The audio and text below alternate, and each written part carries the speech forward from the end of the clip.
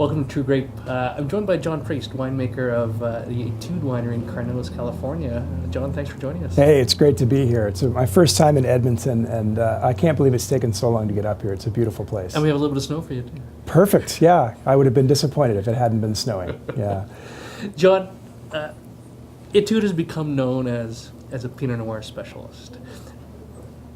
Well, that's good to hear, because we put a lot of time and effort into that, so great to hear that. And Pinot Noir has a bit of a reputation. It's often known as the heartbreak grape.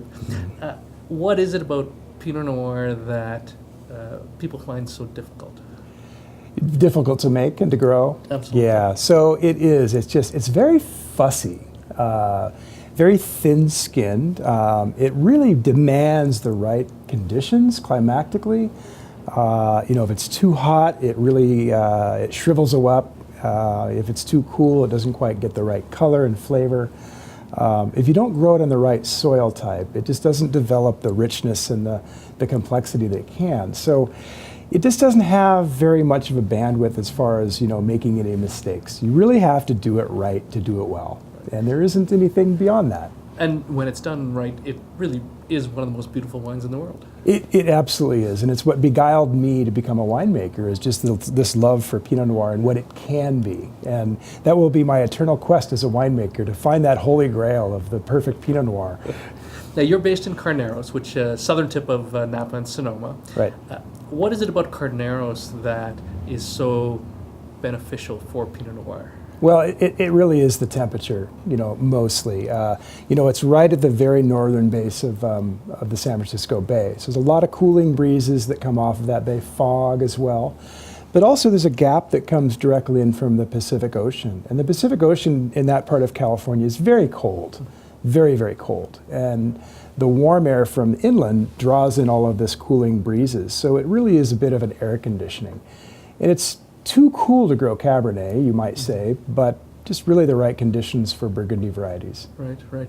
Now, we talk about, and we often hear the term sense of place when it comes to wines from specific regions and winemakers who really express their terroir in the bottle. Mm-hmm.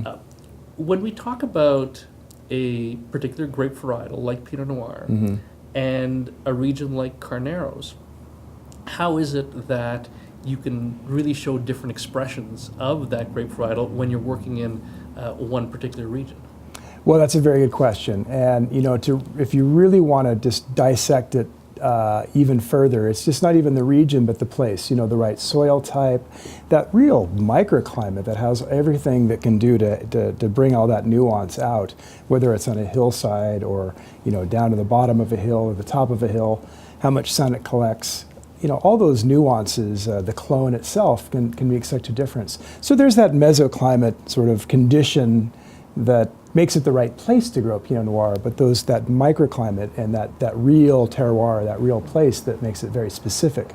Right. Yeah. Now, you do several different Pinot Noirs. Why don't we go through wine by wine, Sure. and help people to understand really what it is that makes each of these wines so distinctive? Sure. So these are all estate Pinot Noirs. For 30 years now, we've been rooted literally in Carneros, but in 2000, we planted our own estate ranch.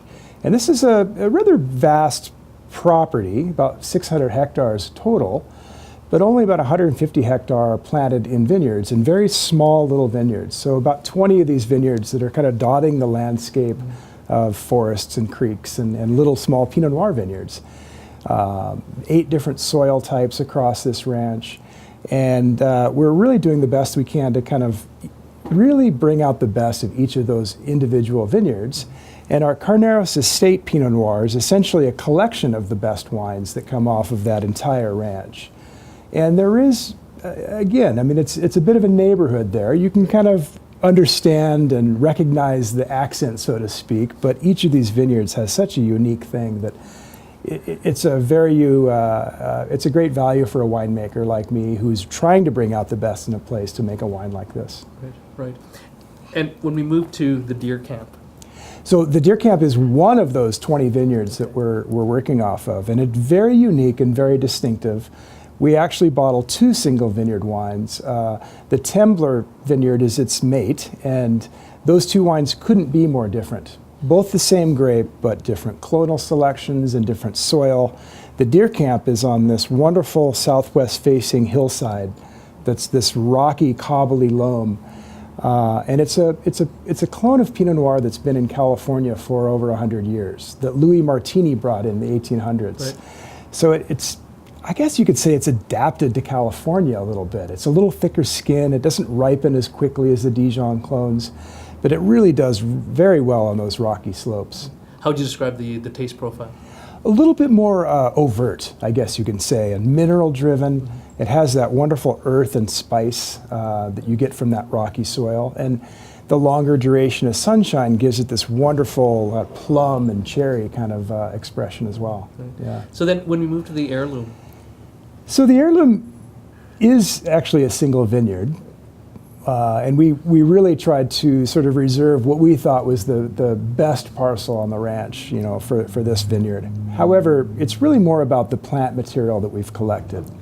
These are not clones in the true plant propagation standpoint where they've been traced all the way back to one mother plant. These are vine cuttings that have been passed on from vigneron to vigneron, you know, over centuries probably. You know, how long have they been growing Pinot Noir in Burgundy? 800 years, 900 years? So I like to think that there's some of that pedigree going back, you know, in some of these cuttings. And we've taken these cuttings and we've have a collection of these. It's a bit of a repository, you might say, on our ranch of heritage. right? Yeah. Right.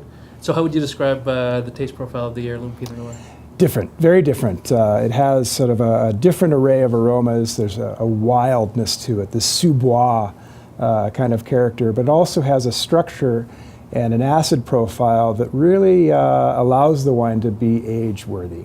And to age a California Pinot Noir for 15 years is unusual and not common, but this one has shown that pedigree.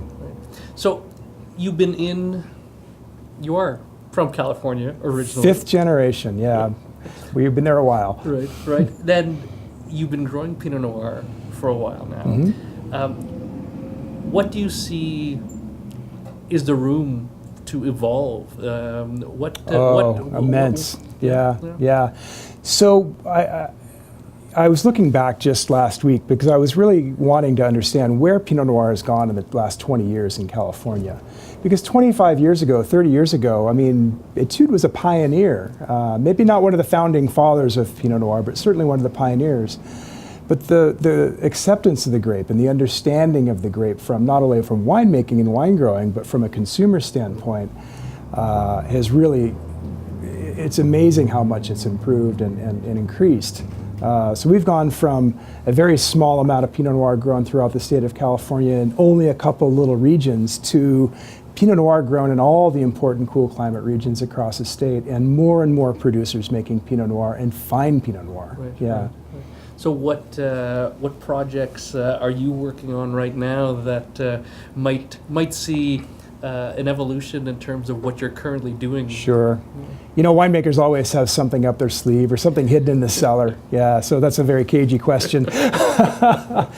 But you know, actually, this last vintage in 2012, after 30 years of Carneros exclusively growing Carneros Pinot Noir, you know, maybe we have the license to maybe explore other areas. So I did make a single vineyard wine up in Oregon, from the Sonoma Coast over in Annapolis and Santa Rita Hills, the Fiddlesticks Vineyard, just to really, again, study and explore Pinot Noir expressions in different regions. Absolutely. And, you know, I think it's going to fit the Etude profile very well. Fantastic. Yeah. Fantastic.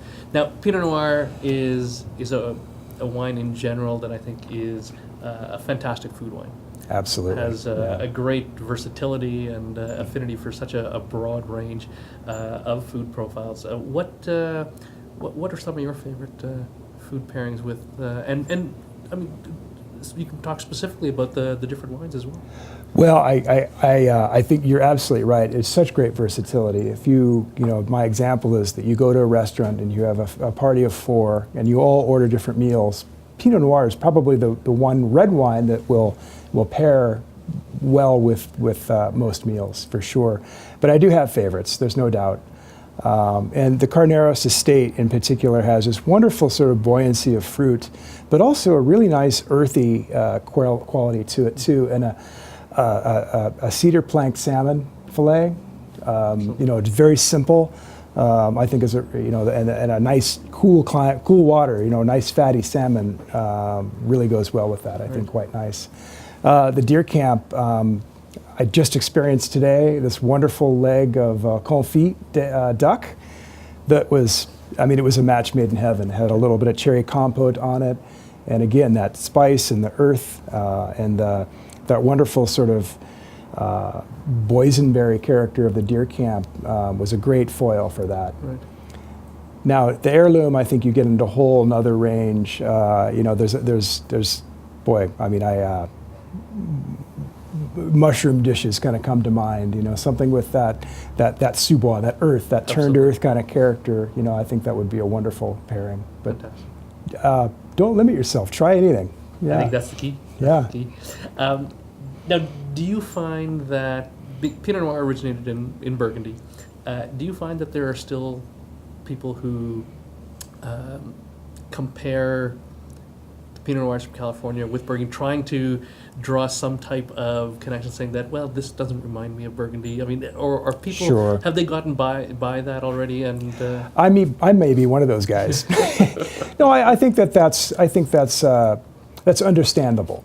However, there's been such a great success story in New World Pinot Noirs, whether it's in Central Otago in New Zealand or in Oregon or the vast regions in California, that I think that perhaps there's a Pacific Pinot Noir style or expression that we can begin to sort of identify and maybe kind of stand on our own legs a little bit and honor the heritage of Pinot Noir in Burgundy and study it and understand it and appreciate it for what it is. And I do, I honor that heritage.